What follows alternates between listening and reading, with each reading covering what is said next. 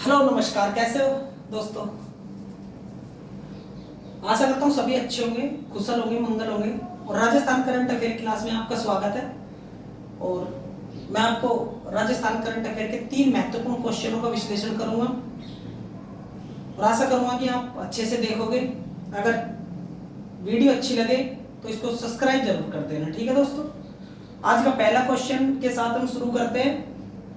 Motivational कुछ है नहीं बोलने को, बस मोटिवेशनल इतना ही है कि क्वेश्चन बहुत इंपॉर्टेंट है आपके लिए और इनको आप अच्छे से देखना एक बार। इनके साथ में बहुत सारी चीजें आपको कोरिलेटेड करके बताऊंगा, सारी चीजें, ठीक है। तो आज का पहला क्वेश्चन हम लेते हैं और राजस्थान करंट अफेयर के हम शुरुआत करते हैं। यहाँ से मेरी बहुत सारी क्लासें मैंने डाल रखी है पीछे, भी आप देखना एक बार अच्छे से, फिर आपको समझ में आएगी, ठीक है।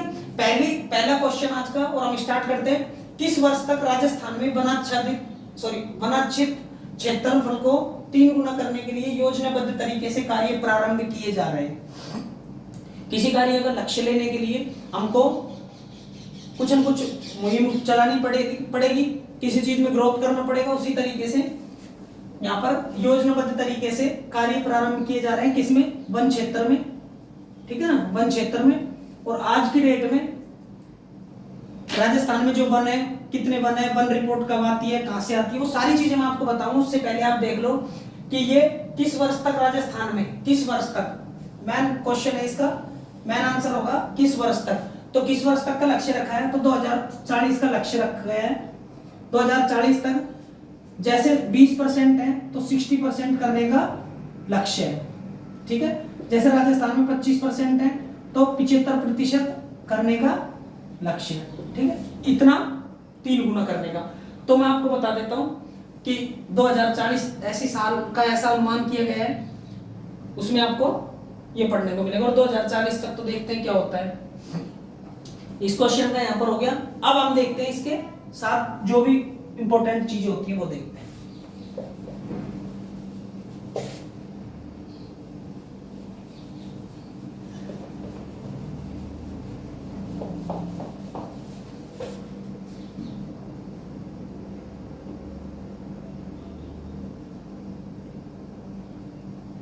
ठीक है, अब मैं बता देता हूं इस योजना में भूमि हो गई, ठीक है, चरागाह हो गए।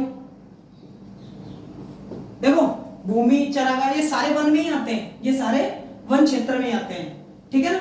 इनके साथ सार्वजनिक स्थल, ठीक है ना। उसके बाद इनके सबको पूरे राज्य में हरियाली के प्रयास किए जा रहे हैं। साथ ही आमजन को बड़े बड़े पौधे मुहैया कराए जा रहे हैं ताकि राजस्थान में हरियाली बढ़े, ठीक है ना। राजस्थान हमारा वन के क्षेत्र में बहुत पीछे, राजस्थान कई स्टेटों से पीछे है। कई स्टेटों से क्या है, राजस्थान में टोटली कुछ परसेंट वन पाए जाते हैं। हरियाणा से तो खैर आगे हैं हम, कई ऐसे राज्य हैं जिनसे आगे भी हैं। तो मैं आपको बता देता हूँ अब जो हमारी करंट की जो रिपोर्ट चल रही है वो मैं आपको बता देता हूँ, ठीक है।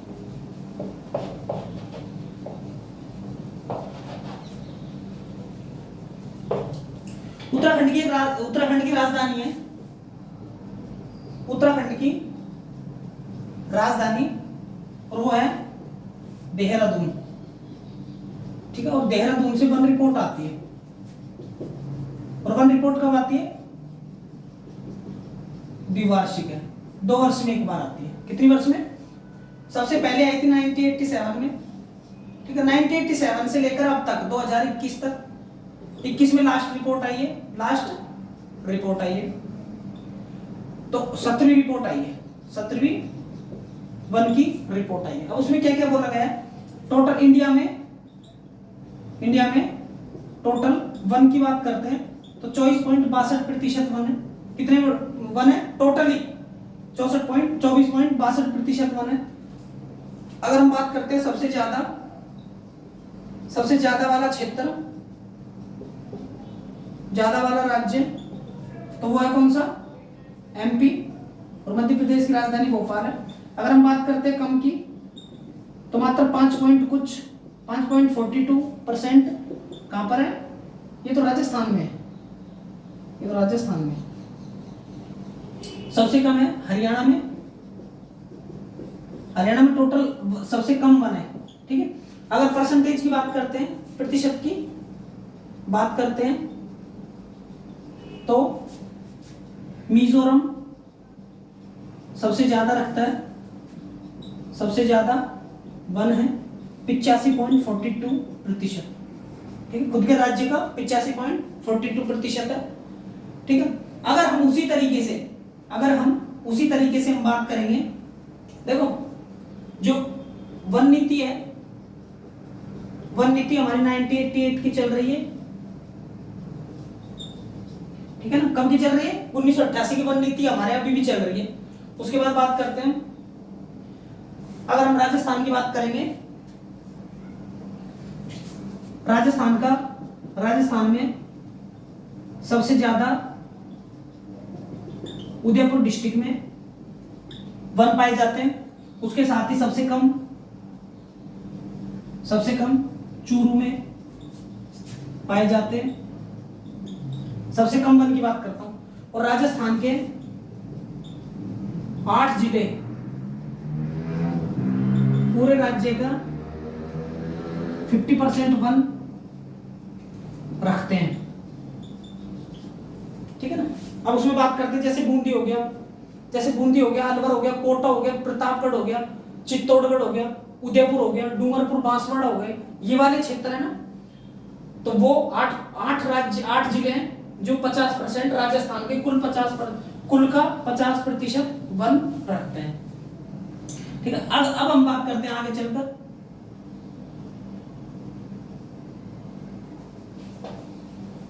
वन कितने तरह के बताए, वन मैंने बताया 3 तरह के। कितने तरह के वन होते हैं, 3 तरह के, ठीक है ना। अब 3 तरह के वनों में कौन कौन से वन आते हैं, सबसे पहले लिखो हम, सबसे पहला है वनों के प्रकार। अब वनों के प्रकार की बात करते हैं, सबसे पहला हो गया आरक्षित वन, ठीक है, जिसको हम रिजर्व बोलते हैं, रिजर्व वन। उसके बाद हम बात करते हैं दूसरा, तो होते हैं रक्षित वन। कौन से, रक्षित वन, और इसको बोलते हैं प्रोटेक्ट वन। बात करते हैं तीसरे की, तो अवर्गीकृत वन, ठीक है, अनरिजर्व अनक्लासिफाइड बोलते हैं उनको, ठीक है ना, अनक्लासिफाइड फॉरेस्ट वन बोलते हैं ना, यह वर्गीकृत वन हो गए। अब इनमें देखो सबसे ज्यादा बात करते हैं, सबसे ज्यादा मिलते हैं ये वाले, सबसे ज्यादा, सबसे कम की बात करते हैं प्रोटेक्ट वन मिलते हैं, और ये सेकंड नंबर पे। अब हम बात करेंगे ये वाले कौन से क्षेत्र, ये वाले कौन से होते हैं, तो ये वाले होते हैं जिनमें पेड़ काटना,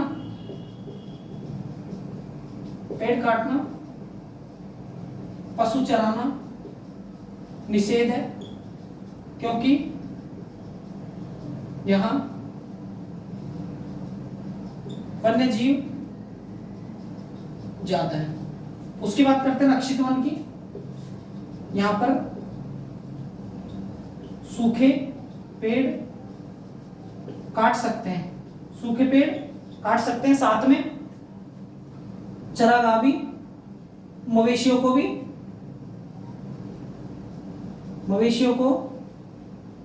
भी चरा सकते हैं, ठीक है। और ये सबसे ज्यादा वन है वर्गीकृत वन।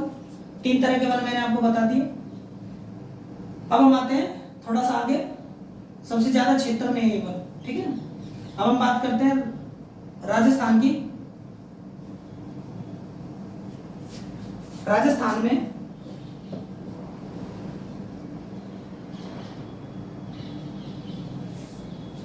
में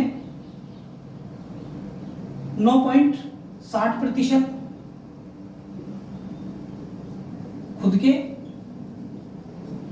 क्षेत्रफल का प्रतिशत है। कैसे? जैसे टोटल 100% है राजस्थान का 3,42,239 वर्ग किलोमीटर है ना, तो उसमें से 9.60% क्षेत्रफल वर्ग है। अगर ये इंडिया की बात करते हैं, इंडिया का 4.62% क्या है इंडिया के क्षेत्रफल का, 4.23% भारत के क्षेत्रफल का परसेंट है। ठीक है, कैसे? भारत का क्षेत्रफल कितना है, उसका 4.23% भाग पर राजस्थान में आना है। अब हम राजस्थान के कुछ महत्वपूर्ण वो देख लेते हैं। राजस्थान के नहीं बल्कि पूरे देश के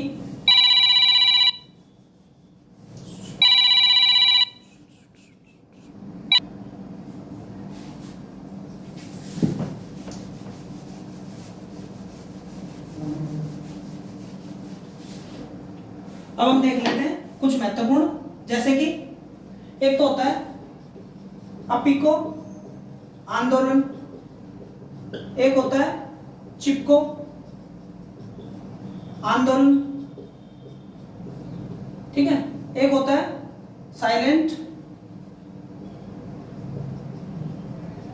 साइलेंट वैली आंदोलन, जंगल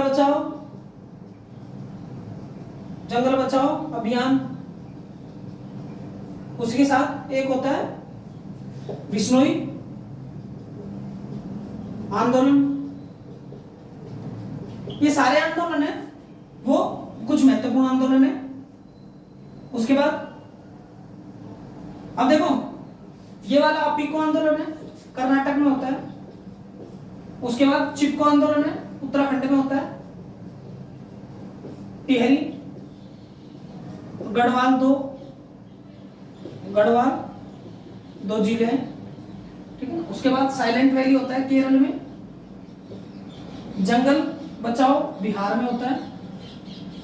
उसके बाद बिश्नोई आंदोलन होता है, ये होता है 1730 में राजस्थान के जोधपुर में। एक नम्रता देवी थी,